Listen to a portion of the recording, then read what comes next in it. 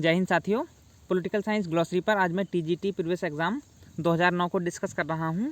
इससे पहले भी मैंने टीजीटी, पीजीटी और DSSB पीजीटी के कई एग्ज़ाम डिस्कस किए हैं। यदि आपने अभी तक उन वीडियोस को नहीं देखा है तो आप देख सकते हैं। पहला क्वेश्चन है, लेवायथन का लेखक कौन था? तो लेवायथन को लिखा था 1651 में हॉब्स ने। हॉब्स एक इंग्लिश दार्शनिक है जिसने सामाजिक संविदा सिद्धांत के माध्यम से निरंकुश राजतंत्र की वकालत की थी। इसके अलावा इसकी कुछ किताबें हैं जैसे डी सिबे, डी होमाइन और डी कारपोरे पॉलिटिको। लॉक भी सामाजिक संविदा सिद्धांत का विचारक है। ये भी इंग्लिश विचारक है लेकिन ये हॉब्स के बाद का है और इसने सामाजिक संविदा सिद्धांत के माध्यम से सीमित राजतंत्र, लिमिटेड मोनार्की की वकालत की थी और यह संसदीय अधिकारों का समर्थक था, जबकि हॉब्स राजतंत्रीय अधिकारों का समर्थक था। रूसो फ्रांसीसी विचारक है, उसने भी सामाजिक संविदा सिद्धांत दिया है और उसके माध्यम से उसने सामान्य इच्छा की बात की थी। वो पॉपुलर सॉवरेनिटी यानी लोकप्रिय संप्रभुता का पहला प्रतिवादक है और डायरेक्ट डेमोक्रेसी, प्रत्यक्ष लोकतंत्र का समर्थक है। बढ़ते हैं अगले क्वेश्चन की तरफ। क्वेश्चन नंबर 2, राजनीति विज्ञान का आरंभ तथा अंत राज्य के साथ होता है। यह परिभाषा निम्नलिखित में से किसकी है? Garner, Merriam, MacIver, Dahl. तो ये राजनीति विज्ञान के विषय क्षेत्र से संबंधित जो 3 मत हैं, पहला मत ये कहता है कि राजनीति विज्ञान राज्य का अध्ययन है, दूसरा मत कहता है कि राजनीति विज्ञान सरकार का अध्ययन है और तीसरा कहता है कि राजनीति विज्ञान राज्य और सरकार दोनों का अध्ययन है। तो इसमें जो पहला मत है कि राजनीति विज्ञान राज्य का अध्ययन है, इसी से संबंधित ये स्टेटमेंट है और इसको दिया है जेम्स विल्फोर्ड गार्नर ने। उनकी एक फेमस किताब है पॉलिटिकल साइंस एंड गवर्नमेंट। उन्होंने ये कहा है कि political science begins and ends with the state. राजनीति विज्ञान का प्रारंभ और अंत राज्य के साथ होता है, यानी राज्य ही राजनीति विज्ञान के अध्ययन का प्रमुख विषय है। मैकाइवर की 2 किताबें बहुत पॉपुलर हैं, द मॉडर्न स्टेट और the web of the government. ये राज्य के विकासवादी सिद्धांत से संबंधित हैं। मेरियम और डेहल जो है वो 20वीं सदी के सिद्धांतकार हैं और ये व्यवहारवादी आंदोलन से जुड़े हुए हैं। रॉबर्ट डेहल की एक बहुत फेमस किताब है 1936 की, politics, who gets what when how. Question number 3, राज्य के सापेक्ष सिद्धांत ऑर्गेनिक थ्योरी के समर्थक हैं मार्क्स और एंजल्स, हॉब्स और लॉक, रूसो और ग्राम्सी, ब्लंसली और हर्बर्ट स्पेंसर। मार्क्स और एंजल्स राज्य को बुर्जुआ वर्ग की कार्यकारिणी समिति मानते हैं। हॉब्स और लॉक सामाजिक संविदा सिद्धांत के समर्थक हैं। रूसो भी सामाजिक संविदा सिद्धांत का समर्थक है। ग्राम्सी एक नव मार्क्सवादी है इटली का और उसने हेजेमनी अवधारणा दी है। ब्लंसली और हर्बर्ट स्पेंसर दोनों राज्य के ऑर्गेनिक थ्योरी से जुड़े हुए हैं, यानी कि वो राज्य को ऐसा ही मानते हैं जैसा कोई जीवित शरीर होता है, उसके विभिन्न अंगों की मानव शरीर के बहुत सारे अंगों से तुलना करते हैं ब्लंसली और Herbert Spencer. Since of the legislators, विधायकों के पाप, हर्बर्ट स्पेंसर की एक बहुत महत्वपूर्ण किताब है, वो अक्सर पूछी जाती रहती है। क्वेश्चन नंबर 4, शक्ति विभाजन के सिद्धांत को विस्तार पूर्वक उपस्थित कर उसे राजनीति विज्ञान का मौलिक सिद्धांत बना देने का श्रेय किस राजनीतिक विचारक को जाता है? बोंदा, जॉन लॉक, मॉन्टेस्क्यू, बेंथम। बोंदा संप्रभुता सिद्धांत का पहला प्रतिपादक है और वह मोनिस्टिक थियरी ऑफ सॉवरेनिटी का समर्थक है। जॉन लॉक सामाजिक समझौता सिद्धांत से संबंधित है। उसकी 2 बहुत फेमस किताबें हैं, पहली टू ट्रीटाइज ऑन गवर्नमेंट और दूसरी एसे कंसर्निंग ह्यूमन अंडरस्टैंडिंग। मॉन्टेस्क्यू ने 1748 में एक किताब लिखी द स्पिरिट ऑफ लॉज और उसमें उसने इस सिद्धांत को दिया है जिसको हम सेपरेशन ऑफ पावर थियरी, शक्ति पृथक्करण के सिद्धांत के नाम से जानते हैं। इस सिद्धांत को उसने ब्रिटिश अनुभव के आधार पर दिया था और उसमें उसने ये कहा था कि यदि व्यक्तिगत स्वतंत्रता को बचाए रखना है, उसकी रक्षा करनी है, तो शक्ति पृथक्करण को अपनाना चाहिए। और शक्ति पृथक्करण का आशय यह है कि सरकार के 3 अंग, जिनके नाम क्रमशः विधायिका, कार्यपालिका और न्यायपालिका हैं, उनके मध्य शासन की शक्तियों का विभाजन होना चाहिए ताकि कोई भी अंग निरंकुश ना हो सके। यद्यपि बाद में जिन विश्लेषकों ने देखा तो उन्होंने पाया कि ब्रिटेन में चूँकि संसदीय व्यवस्था है, पार्लियामेंट्री फॉर्म ऑफ गवर्नमेंट है और पार्लियामेंट्री फॉर्म ऑफ गवर्नमेंट में कार्यपालिका विधायिका में से बनती है और उसी के प्रति सामूहिक रूप से उत्तरदायी होती है। इसलिए सेपरेशन ऑफ पावर थ्योरी स्पष्ट रूप से अध्यक्षात्मक शासन व्यवस्था में पाई जाती है और इस सिद्धांत को अपने संविधान में पहली बार अपनाया अमेरिकी संविधान निर्माताओं ने। फिलाडेल्फिया कॉन्फ्रेंस में उन्होंने 1787 में एक संविधान बनाया जो 1789 में लागू हुआ और वहीं पर पहली बार एक लिखित संविधान में शक्ति पृथक्करण के सिद्धांत को अपनाया गया था। तो बाद में विश्लेषक इस निष्कर्ष पर पहुँचे कि मॉन्टेस्क्यू ने ब्रिटेन में ये बताकर कि वहाँ पर शक्ति पृथक्करण था, कहीं ना कहीं त्रुटि की थी। क्वेश्चन नंबर 5, राज्य पृथ्वी पर ईश्वर का अवतरण है। यह कथन है प्लेटो का, अरस्तू का, गांधी का, हीगल का। तो प्लेटो यूनान का पहला राजनीतिक दार्शनिक है। अरस्तू राजनीति विज्ञान का पिता है। गांधी एक भारतीय राजनीतिक चिंतक और एक्टिविस्ट हैं। हीगल को आप जानते हैं, वो जर्मन का विचारक है और एक आदर्शवादी विचारक है। और आदर्शवादियों की ये मुख्य पहचान है कि वो राज्य को ही सब कुछ मानते हैं। ये मानते हैं कि व्यक्ति का हित क्या हो सकता है, इसको व्यक्ति नहीं बल्कि राज्य ही बेहतर ढंग से डिसाइड करता है। वो एक ऐसी संस्था है जिसके आदेशों का पालन हमें करना चाहिए, क्योंकि उसकी आज्ञाओं का पालन ही स्वतंत्रता है और अधिकार भी वही है। तो ये जो कथन है ये हीगल से संबंधित है। फिलॉसफी ऑफ राइट उसकी एक बहुत महत्वपूर्ण किताब है। क्वेश्चन नंबर 6, लोकप्रिय संप्रभुता की अवधारणा का सूत्रधार कौन था? Hobbes, Locke, Rousseau, Laski. तो अभी हम पहले डिस्कस कर चुके हैं। रूसो, जीन जैक्स रूसो जिसका पूरा नाम है, एक फ्रांसीसी विचारक है और उसने ही पॉपुलर सॉवरेनिटी की अवधारणा को दिया था अपने सामान्य इच्छा सिद्धांत के माध्यम से। सामान्य इच्छा का सिद्धांत देते समय उसने मनुष्य की दो प्रकार की इच्छाओं की बात की थी। एक है रियल विल और दूसरी एक्चुअल विल। रियल विल जहाँ सार्वजनिक हित से, लोक कल्याण से संबंधित है, वहीं एक्चुअल विल जिसको यथार्थ इच्छा कहेंगे वो व्यक्ति के निजी स्वार्थ से या तो कहें कि बहुत क्षणिक एक इच्छाओं के वशीभूत होकर एक ऐसी इच्छा है जो कहीं ना कहीं व्यक्ति को अपने स्वार्थ के लिए प्रेरित करती है। लेकिन रियल विल एक आदर्श इच्छा है और उसी से मिलकर के जो सामान्य इच्छा है उसका जन्म होता है। क्वेश्चन नंबर 7, किसने दो प्रकार के समझौते, एक सामाजिक तथा दूसरा सरकारी का प्रतिपादन किया है? तो ये क्वेश्चन शायद आपने पहले पढ़ा होगा। जॉन लॉक ऐसा विचारक है जिसने दो समझौतों की बात की है। पहले समझौते से नागरिक समाज का जन्म होता है और दूसरे से सरकार या राज्य का। तो इसमें सही ऑप्शन होगा जॉन लॉक। मैकियावेली के बारे में अभी तक हमने डिस्कस नहीं किया है। मैकियावेली इटली का विचारक है और उसके बारे में बहुत महत्वपूर्ण जो बातें हैं वो ये हैं कि पहला तो वो राजनीति और नैतिकता को अलग रखना चाहता है, दोनों को अलग अलग देखता है। दूसरा, उसका जो विचार हैं उसका जो चिंतन है वो मुख्यतः एक यथार्थवादी चिंतक है और बजाय किसी राजनीतिक सिद्धांत के प्रतिपादन के वो जो शासक है, राजा है, उसको निर्देश दिए हैं उसने अपनी पुस्तक दी प्रिंस में। उसकी दूसरी किताब है डिस्कोर्सेज ऑन लिवी। तो मैकियावेली के बारे में एक बहुत फेमस स्टेटमेंट ये भी है कि उसने कहा था कि कोई व्यक्ति अपने पिता के हत्यारे को जल्दी भूल सकता है बजाय उसके जिसने उसकी संपत्ति को छीना हो। क्वेश्चन नंबर 8, राज्य की उत्पत्ति के बारे में सामाजिक समझौता सिद्धांत निम्न में से किस सिद्धांत के विरुद्ध एक प्रतिक्रिया के रूप में सामने आया? शक्ति सिद्धांत, ऐतिहासिक सिद्धांत, दैवीय सिद्धांत, मार्क्सवादी सिद्धांत। ये चारों ही सिद्धांत राज्य की उत्पत्ति से संबंधित हैं। इसमें सबसे पुराना जो सिद्धांत है वो दैवीय सिद्धांत है। सबसे तार्किक, सबसे लॉजिकल, सबसे रेशनल, ये सबसे वैज्ञानिक सिद्धांत है ऐतिहासिक या विकासवादी सिद्धांत। सामाजिक समझौता सिद्धांत का जहाँ तक सवाल है तो वो दैवीय सिद्धांत की प्रतिक्रिया के रूप में आया था। दैवीय सिद्धांत यहाँ ये मानता था कि राज्य एक ईश्वरीय कृति है, राजा को ईश्वर ने बनाया है और इसलिए उसकी आज्ञाओं का पालन करना ईश्वर की आज्ञाओं के पालन जैसा है और उसका उल्लंघन ईश्वर की आज्ञाओं का उल्लंघन जैसा है। तो वहीं सामाजिक समझौता सिद्धांत ने इस बात पर बल दिया कि राज्य एक मानवीय कृति है, उसको मनुष्य ने बनाया है और कुछ निश्चित दायित्व, कुछ निश्चित कर्तव्य करने के लिए ही उसको क्रिएट किया गया है, इसलिए वो एक दैवीय संस्था नहीं है, वो एक मानव निर्मित संस्था है।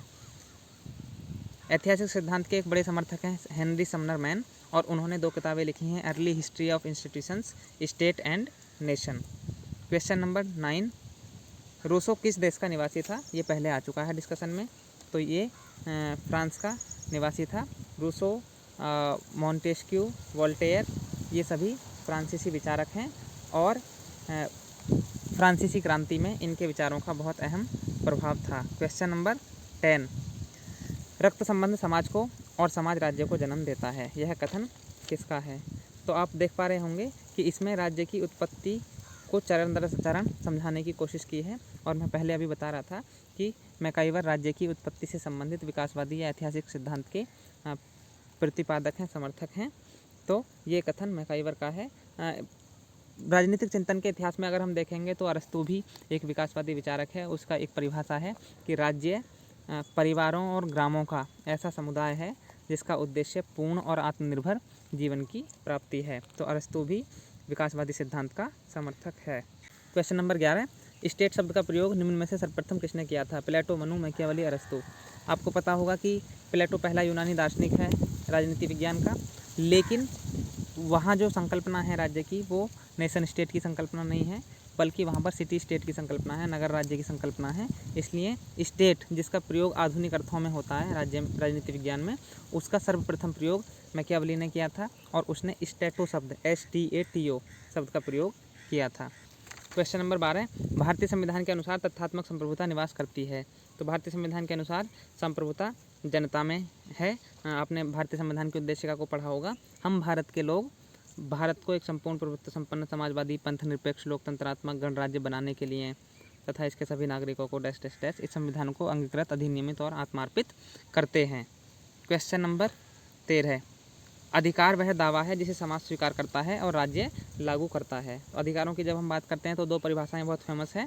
ये परिभाषा है बोसांके की और दूसरी परिभाषा हेराल्ड लास्की की है। उसने कहा था कि अधिकार सामाजिक जीवन की वे परिस्थितियाँ हैं जिनके अभाव में कोई व्यक्ति अपने व्यक्तित्व का विकास नहीं कर सकता।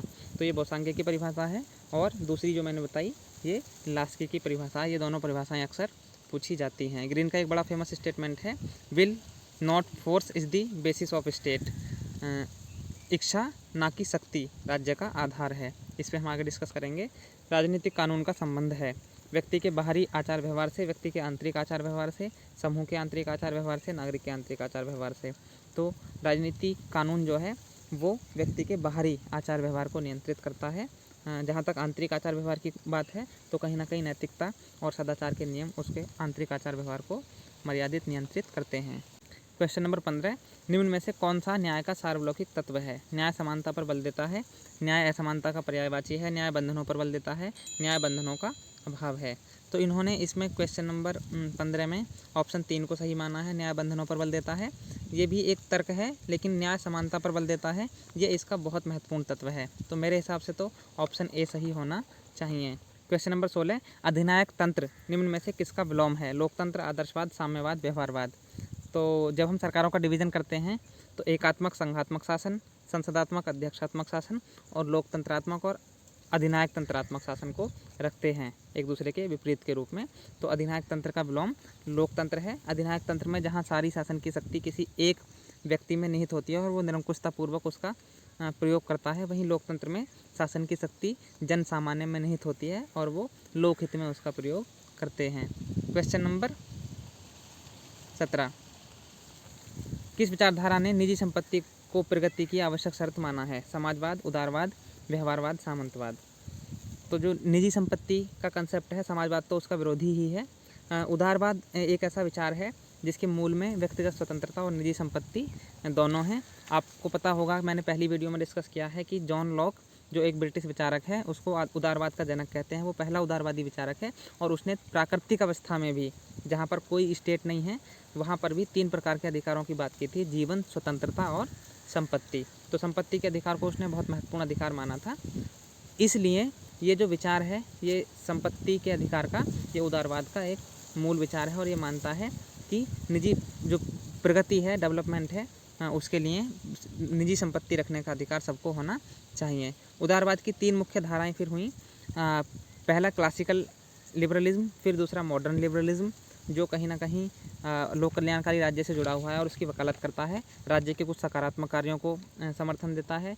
तीसरा है नव उदारवाद, नियो लिबरलिज्म, जिसकी 2 धाराएं बनती हैं। पहला समतावाद जिसके समर्थक हैं जॉन लॉक और CB मैकफर्सन, ईगलिटेरियनिज्म जिसको बोलेंगे, और दूसरा है स्वेच्छातंत्रवाद यानी लिबर्टेरियनिज्म। इसमें Robert Nozick, F.A. Hayek, Milton Friedman और आइजिया बर्लिन जैसे विचारक शामिल हैं। इसको कभी आगे डिस्कस करेंगे, कोई क्वेश्चन आएगा तो। चलते हैं थोड़ा सा आगे। क्वेश्चन नंबर 18, रिपब्लिक का लेखक कौन था? ये बहुत ही कॉमन क्वेश्चन है। ये रिपब्लिक का लेखक है प्लेटो और उसकी कुछ और महत्वपूर्ण किताबें हैं, लॉज और स्टेट्समैन। इसके अलावा मैनो, फेडो, क्रिटो, अपोलोजी, ये सब भी उसकी किताबें हैं। सिंपोजियम एक और महत्वपूर्ण किताब है। क्वेश्चन नंबर 19, अरस्तु क्रांति किस सिद्धांत का समर्थक है? परंपरावादी, नव उदारवादी, मार्क्सवादी, प्रकारवादी। तो इसमें उन्होंने सही ऑप्शन माना है नव उदारवादी। अरस्तु के अनुसार क्रांति संविधान में होने वाला कोई भी परिवर्तन है। क्रांति से उसका मतलब बिल्कुल रक्तपात और हिंसा से नहीं है। उसका आशय है कि शासन व्यवस्थाओं में जो परिवर्तन होता है वह उसको क्रांति कहता है। और ये क्रांति होती क्यों है, यानी शासन व्यवस्थाओं में निरंतर परिवर्तन क्यों होता रहता है, इसी को जानने के लिए उसने 158 देशों के संविधानों की केस हिस्ट्रीज तैयार कराई थी और उसके आधार पर वो इस निष्कर्ष पर पहुंचा था कि असमानता और अन्याय दो ऐसे महत्वपूर्ण कारण हैं जिनकी वजह से शासन व्यवस्थाओं में लगातार परिवर्तन होता रहता है, यानी उसके अर्थों में क्रांति होती रहती है। और उसने ये माना था कि अलग अलग राजनीतिक व्यवस्थाओं में क्रांति के दूसरे कारण भी होते हैं, लेकिन ये दो मूलभूत कारण हैं क्रांति के। क्वेश्चन नंबर 20, महान ग्रंथ अर्थशास्त्र के लेखक कौन थे? Amartya Sen, Kautilya, Manu, Adam Smith. ये भी एक कॉमन क्वेश्चन है। अर्थशास्त्र को कौटिल्य ने लिखा था, जिनको चाणक्य और विष्णुगुप्त दो अन्य नामों से भी जाना जाता है। वो चंद्रगुप्त मौर्य के प्रधानमंत्री थे। अर्थशास्त्र में उन्होंने कई सारे महत्वपूर्ण सिद्धांतों की बात की है, जिसमें सप्तांग सिद्धांत राज्य का, जिसमें राज्य के 7 अंग माने गए हैं। यहाँ पर एक बहुत महत्वपूर्ण बात है, अंग और तत्व। राजनीति विज्ञान में जब हम पाश्चात्य चिंतकों की बात करते हैं तो वो कहीं ना कहीं राज्य के 4 तत्वों की बात करते हैं, जनसंख्या, निश्चित भूभाग, सरकार और संप्रभुता। वहीं भारतीय राजनीतिक चिंतन में राज्य के तत्वों से ज़्यादा राज्य के अंगों की बात की गई है। राज्य को एक ऑर्गेनिक स्ट्रक्चर माना है उन्होंने, और 7 अंगों में राजा, अमात्य, जनपद, दुर्ग, कोष, दंड, मित्र, इनकी बात की है। अर्थशास्त्र में 15 अधिकरण हैं और 180 प्रकरण हैं। अर्थशास्त्र में उन्होंने सप्तांग सिद्धांत के अलावा मंडल सिद्धांत, जिसके केंद्र में एक विजिगीषु नाम का राजा है। विजिगीषु का मतलब होता है विजय की इच्छा रखने वाला राजा, और सारगुण्य नीति यानी 6 गुणों वाली नीति का प्रतिपादन किया है। क्वेश्चन नंबर 21, राज्य का आधार शक्ति नहीं इच्छा है, निम्न में से किसका कथन है? Garner, Gettell, Green, Gilchrist. तो पहले आपने वीडियोस में सुन लिया है कि ये ग्रीन का कथन है, जिसमें उन्होंने माना था कि राज्य जो है वो फोर्स से अस्तित्व में नहीं आया है, उसका आधार शक्ति नहीं है, बल्कि उसका आधार लोगों की इच्छा है। लोग ये चाहते हैं कि वो वास्तव में लोक व्यवस्था बनाए रखने के लिए रेगुलेट हों। शक्ति से कोई भी राज्य जो है वो स्थायी नहीं हो सकता। इसका बढ़िया एग्जाम्पल ये है, ब्रिटिश शासन भारत में शक्ति आधारित राज्य था और उसका एक दिन अंत हो गया, क्योंकि शक्ति आधारित राज्य बहुत दिन तक नहीं चल सकता। इच्छा पर आधारित राज्य ही लंबे समय तक चलता है। इसकी एक बहुत महत्वपूर्ण किताब थी principles of political obligation, Green की। Question number 22, state and revolution, बहुत महत्वपूर्ण किताब है। Stalin, Lenin, Gramsci, Bernstein. तो ये है 1917 की लेनिन की किताब। लेनिन ने मार्क्सवादी चिंतन को पहली बार व्यवहारिक रूप दिया था और सोवियत संघ में बोल्शेविक क्रांति के माध्यम से समाजवादी व्यवस्था की स्थापना की थी, शासन की स्थापना की थी। उसने 1902 में एक और किताब लिखी जिसका नाम था what is to be done, जिसमें उसने बेसिकली जो वहाँ का दल था, साम्यवादी दल, उसकी जो कार्यक्रम है उसका निरूपण किया था। इसके अलावा वो राजनीतिक दल से संबंधित लोकतांत्रिक केंद्रवाद के सिद्धांत के लिए भी जाना जाता है। वैनगार्ड ऑफ प्रोलेटरेट, सर्वहारा की अग्रपंक्ति कहा था उसने साम्यवादी दल को। ये एक बहुत महत्वपूर्ण बात है, आगे आप इसको पढ़ेंगे। Imperialism the highest stage of capitalism, ये उसकी एक और दूसरी किताब है। क्वेश्चन नंबर 23, किस राजनीतिक दार्शनिक ने धर्म को जनसाधारण का नशा यानी ओपियम कहा था? धर्म जनता के लिए अफीम है, ये स्टेटमेंट है। Jean Jacques Rousseau, Antonio Gramsci, Karl Popper, Karl Marx. तो धर्म जनसाधारण के लिए अफीम है, ये स्टेटमेंट है कार्ल मार्क्स का। कार्ल मार्क्स ने कहा था कि धर्म के नाम पर कहीं ना कहीं जो जनता है वो शोषण को, अन्याय को, अत्याचार को सहती रहती है। वो ये मानती है कि ये उनकी नियति में लिखा हुआ है, इसलिए इसको नहीं बदला जा सकता। तो जो है वो धर्म को नशा मानता है लोगों के लिए। रूसो के ऊपर हम विचार कर चुके हैं, एंटोनियो ग्राम्सी के बारे में भी बात कर चुके हैं। कार्ल पॉपर की एक बहुत फेमस किताब है और उसका नाम है दी open society and it's enemies, 1945। इस किताब को इन्होंने 2 खंडों में लिखा है और पहले खंड में प्लेटो को इन्होंने ओपन सोसाइटी यानी मुक्त समाज का, स्वतंत्र समाज का शत्रु माना है। दूसरी किताब में हीगेल और मार्क्स को उन्होंने ओपन सोसाइटी का विरोधी या तो शत्रु कहा है। ये क्वेश्चन अक्सर पूछा जाता रहता है। क्वेश्चन नंबर 24, आचार्य कौटिल्य ने राज्य को किस रूप में देखा है? एक दैवीय संस्था, वरीय संस्था, मातृ संस्था या मानवीय संस्था? तो उन्होंने राज्य को एक मानवीय संस्था के रूप में देखा है। वो राज्य के सामाजिक संविदा सिद्धांत के समर्थक हैं। कौटिल्य एक यथार्थवादी विचारक हैं और उनको कभी कभी भारत का मैकियावेली भी कहा जाता है। क्वेश्चन नंबर 25, भारतीय संविधान के लिए मसौदा तैयार करने वाली समिति का अध्यक्ष कौन था, यानी ड्राफ्टिंग कमेटी का अध्यक्ष कौन था?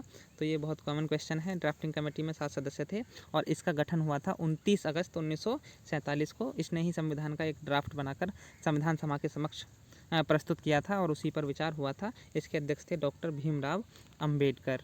क्वेश्चन नंबर 26, 42वें संविधान संशोधन द्वारा प्रस्तावना में निम्नलिखित में से कौन सा शब्द जोड़ा गया? लोकतांत्रिक, न्याय, समाजवाद, राजनैतिक। तो 42वें संविधान संशोधन जो अभी तक का प्रस्तावना में उद्देशिका में होने वाला एकमात्र संशोधन है, जो 1976 में हुआ था, उसको मिनी कॉन्स्टिट्यूशन के नाम से भी जानते हैं, क्योंकि उसके द्वारा बहुत सारे संशोधन संविधान में किए गए थे। तो उद्देशिका में भी पहली बार संशोधन किया गया और उद्देशिका में 3 शब्द जोड़े गए थे, जो थे समाजवादी, पंथ निरपेक्ष और अखंडता। इनका क्रम भी पूछा जा सकता है कि इन जो 3 शब्दों को जोड़ा गया इनका क्रम क्या है। तो पहला है समाजवादी, दूसरा है पंथ निरपेक्ष यानी सेकुलर, और तीसरा है अखंडता यानी इंटेग्रिटी। क्वेश्चन नंबर 27, भारतीय संविधान में किस संशोधन के परिणाम स्वरूप संपत्ति का अधिकार मूल अधिकारों की सूची से हटा दिया गया है? तो आपको पता होगा कि मूलतः संविधान में 7 मौलिक अधिकार थे, लेकिन 44वें संविधान संशोधन अधिनियम 1978 जो 1979 में लागू हुआ, उसके द्वारा संपत्ति के अधिकार को मौलिक अधिकारों की श्रेणी से निकाल दिया गया था और इसको आर्टिकल 300A में एक कानूनी अधिकार का दर्जा दे दिया गया है। ये अधिकार आर्टिकल 31 और 19(1)(f) में था। क्वेश्चन नंबर 28, भारतीय संविधान में प्रथम संशोधन हुआ। क्वेश्चन नंबर 28, भारतीय संविधान में प्रथम संशोधन हुआ था 1950, 51, 52, 54। तो आपको पता होगा कि संविधान निर्माता इस बात को लेकर बहुत सजग थे कि आने वाली परिस्थितियों में संविधान में संशोधन की ज़रूरत पड़ सकती है, इसीलिए उन्होंने भारतीय संविधान के आर्टिकल 368 जो भाग 20 में है, उसमें संविधान संशोधन की प्रक्रिया का उल्लेख किया था और इसका प्रयोग करते हुए संविधान में पहला संशोधन 1951 में ही हुआ था, जिसमें संविधान की 9वीं अनुसूची भी जोड़ी गई थी जो भूमि सुधार से संबंधित है। क्वेश्चन नंबर 29, किस संविधान संशोधन अधिनियम के अंतर्गत भूतपूर्व देशी राजाओं के प्रीवी पर्स को समाप्त कर दिया गया था? 25, 26, 27, 28। तो ये 26वां संविधान संशोधन था जो इंदिरा गांधी की सरकार के समय में हुआ था। इसके माध्यम से राजाओं के जो प्रीवी पर्स थे उसको समाप्त कर दिया गया था। प्रीवी पर्स एक ऐसी व्यवस्था थी जिसमें जो पुराने रियासतों के शासक थे उनके वहाँ पर कोई विशेष कार्यक्रम होता था तो उसके लिए जो भारत सरकार है वो कुछ विशेष अनुदान देती थी। इस व्यवस्था को समाप्त कर दिया गया था 26वें संविधान संशोधन के द्वारा। क्वेश्चन नंबर 30, किस संविधान संशोधन अधिनियम द्वारा वयस्क मताधिकार की आयु सीमा 21 से घटाकर 18 वर्ष कर दी गई थी? तो मूलतः संविधान में जो मतदान का अधिकार था वो 21 वर्ष के लोगों का था, लेकिन 61वां संविधान संशोधन अधिनियम 1989 के द्वारा, उस समय राजीव गांधी भारत के प्रधानमंत्री थे, इस संविधान संशोधन के द्वारा जो वयस्क मताधिकार की आयु है उसको घटाकर 21 से 18 कर दिया गया था। निम्नलिखित में से किस संवैधानिक संशोधन अधिनियम के द्वारा सिक्किम को भारतीय राज्य प्रणाली का अभिन्न अंग स्वीकार किया गया? तो 36वें संविधान संशोधन अधिनियम 1975 के द्वारा सिक्किम को भारतीय संघ का 22वां पूर्ण राज्य स्वीकार कर लिया गया था। अभी वर्तमान में भारतीय संघ में 28 राज्य हैं और 8 केंद्र शासित प्रदेश हैं। क्वेश्चन नंबर 32, भारतीय संविधान में मौलिक अधिकारों की व्यवस्था किस देश के संविधान से ली गई है? तो ये है संयुक्त राज्य अमेरिका के संविधान से। ब्रिटेन के संविधान से हमने विधि निर्माण की प्रक्रिया और संसदात्मक व्यवस्था को ग्रहण किया है। सोवियत संघ के संविधान से मौलिक कर्तव्यों की व्यवस्था को, कनाडा के संविधान से यूनियन शब्द को ग्रहण किया है। यूनियन शब्द का प्रयोग भारतीय संविधान के आर्टिकल 1 में ही हुआ है, जिसमें लिखा गया India that is Bharat shall be A union of states, राज्यों का एक संघ होगा। तो ये शब्द जो है हमने कनाडाई संविधान से लिया है। कनाडा एक संघात्मक संविधान का उदाहरण है और ये संघात्मक बना था 1867 में। क्वेश्चन नंबर 33, निम्न में से एक नैतिक कर्तव्य है? कर देना, माता पिता द्वारा बच्चों को शिक्षा प्रदान करना, सैनिक सेवा करना, और ऑप्शन डी है इनमें से कोई नहीं। आंसर की में ठीक ऑप्शन माना गया है ऑप्शन 2 को, माता पिता द्वारा बच्चों को शिक्षा देना।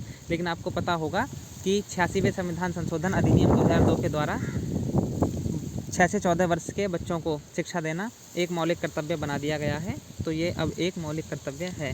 क्वेश्चन नंबर 34, राज्यसभा विघटित हो जाती है 4 वर्ष बाद, कभी नहीं, 5 वर्ष बाद, 6 वर्ष बाद। तो आपको पता होगा कि राज्यसभा एक ऐसा सदन है जो कभी विघटित नहीं होता है। इसके सदस्यों का कार्यकाल 6 वर्ष होता है। प्रत्येक 2 वर्ष बाद 1/3 सदस्य रिटायर हो जाते हैं और उनकी जगह नए सदस्यों का चुनाव होता है। राज्यसभा के सदस्यों का चुनाव होता है आनुपातिक प्रतिनिधित्व प्रणाली की एकल संक्रमणीय मत प्रणाली के द्वारा और इसमें अधिकतम 250 सदस्य हो सकते हैं।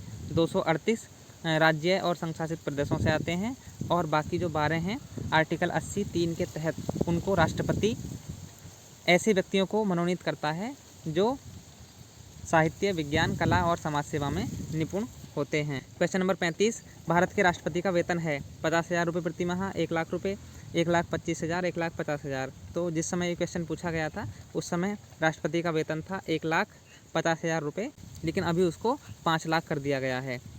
क्वेश्चन नंबर 36, राष्ट्रपति के निर्वाचन में भाग लेते हैं संसद के दोनों सदनों के सदस्य, लोकसभा के सदस्य, राज्यसभा के सदस्य, संसद के दोनों सदनों के निर्वाचित सदस्य तथा राज्यों और केंद्र शासित प्रदेशों के विधानसभाओं के निर्वाचित सदस्य। तो इसमें ऑप्शन डी सही है। आर्टिकल 54 में संविधान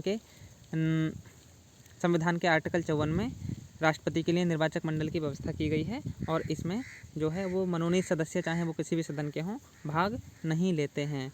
विधान परिषद के सदस्य भी इसमें भाग नहीं लेते हैं, केवल राज्यसभा, लोकसभा और राज्य और संघ शासित प्रदेशों की जो विधानसभाएं हैं उनके निर्वाचित सदस्य ही भाग लेते हैं। क्वेश्चन नंबर 37, भारत के राष्ट्रपति की आपातकालीन शक्तियाँ निम्न में से किस देश के संविधान की देन है? कनाडा के संविधान की, ऑस्ट्रेलिया के संविधान की, जर्मनी के वीमर संविधान की और अमेरिका के संविधान की। तो जर्मनी का वीमर संविधान से हमने राष्ट्रपति की आपातकालीन शक्तियों को ग्रहण किया है और इनका उल्लेख किया गया है भारतीय संविधान के भाग 18 आर्टिकल 352 से 360 तक।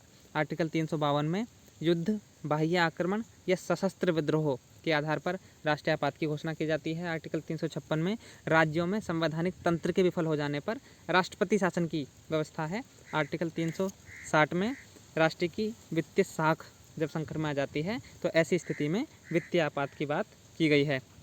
क्वेश्चन नंबर 38, भारत में सर्वोच्च माना गया है न्यायपालिका को, संसद को, संविधान को, राष्ट्रपति को। तो आपको पता होगा कि भारतीय संविधान निर्माताओं ने संविधान बनाते समय 60 देशों के संविधानों के अनुभवों को ग्रहण किया था।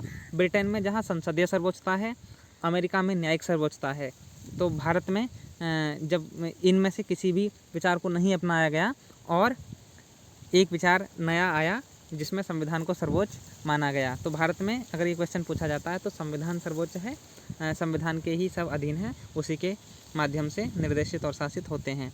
क्वेश्चन नंबर 39, भारत के राष्ट्रपति पर महाभियोग लगाने का अधिकार है सर्वोच्च न्यायालय को, लोकसभा अध्यक्ष को, संसद के दोनों सदनों को, प्रधानमंत्री को। तो ये इसका ऑप्शन है ऑप्शन 3, संसद के दोनों सदनों को। संसद का कोई सा भी सदन राष्ट्रपति पर महाभियोग की प्रक्रिया शुरू कर सकता है, लेकिन महाभियोग की प्रक्रिया शुरू करने से पहले उसे एक संकल्प पारित करना होता है जो उस सदन की कुल सदस्य संख्या के 1/4 से पारित होता है और वो पारित होने के बाद जो है 14 दिन पूर्व राष्ट्रपति को एक नोटिस के रूप में भेजा जाता है। अब राष्ट्रपति को अधिकार होता है कि वो अपनी सफाई रखे खुद या तो रखवाए। 14 दिन बाद उस सदन को अपने विशेष बहुमत से उसको पारित करना होता है और पारित करने के बाद जब वो पारित हो जाता है तो जो दूसरा सदन है वो उसकी जांच करता है। जांच में यदि आरोप ठीक पाए जाते हैं तो राष्ट्रपति उसी दिन से अपने पद से पदच्युत माना जाता है जिस दिन से वो प्रस्ताव पारित हो जाए। भारत में अभी तक ऐसी कोई स्थिति नहीं आई है। क्वेश्चन नंबर 40, भारत में राष्ट्रपति राज्यसभा के कितने सदस्यों को मनोनीत करता है? हम बात कर चुके हैं। आर्टिकल 80(3) के तहत 12 सदस्यों को जो साहित्य, विज्ञान, कला और समाज सेवा में निपुण होते हैं, ऐसे सदस्यों को राष्ट्रपति मनोनीत कर सकता है।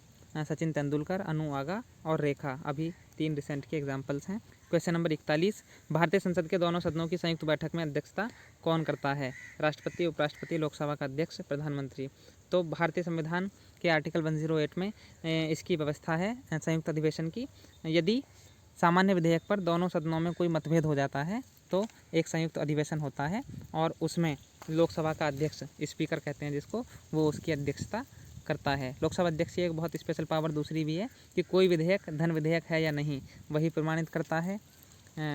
इसके अलावा कास्टिंग वोट देने का अधिकार होता है उसको, जिसको हम निर्णायक मत कहते हैं। यानी जब सदन में मतदान हो रहा हो और किसी विशेष बिल के या किसी प्रस्ताव के पक्ष और विपक्ष में बराबर मत हो जाएं तो निर्णायक मत देने का अधिकार लोकसभा अध्यक्ष को होता है।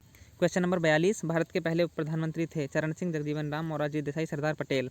तो आपको पता होगा कि उप प्रधानमंत्री के पद का संविधान में कहीं कोई उपबंध नहीं है। यह एक राजनीतिक कारणों से बनाया गया पद है। अभी तक 7 बार इसको बनाया गया है और पहले उप प्रधानमंत्री थे भारत के सरदार पटेल जो भारत के गृह मंत्री भी थे। क्वेश्चन नंबर 43, उच्चतम न्यायालय के मुख्य न्यायाधीश का वेतन है 33,000 रुपये प्रति माह, 50,000 रुपये प्रति माह, 75,000 रुपये प्रति माह, 1,00,000 रुपये प्रति माह। तो जिस समय सवाल पूछा गया था उस समय 1,00,000 रुपये प्रति माह वेतन था उच्चतम न्यायालय के मुख्य न्यायाधीश का, अभी इसको बढ़ा दिया गया है। क्वेश्चन नंबर 44, द्वितीय पंचवर्षीय योजना की मुख्य प्राथमिकता क्या थी? द्वितीय पंचवर्षीय योजना की मुख्य प्राथमिकता थी तीव्र गति से औद्योगिकरण करना। क्वेश्चन नंबर 45, निम्न में से किस संवैधानिक पदाधिकारी को उसके पद से पदच्युत करने के लिए महाभियोग की प्रक्रिया का पालन आवश्यक नहीं है?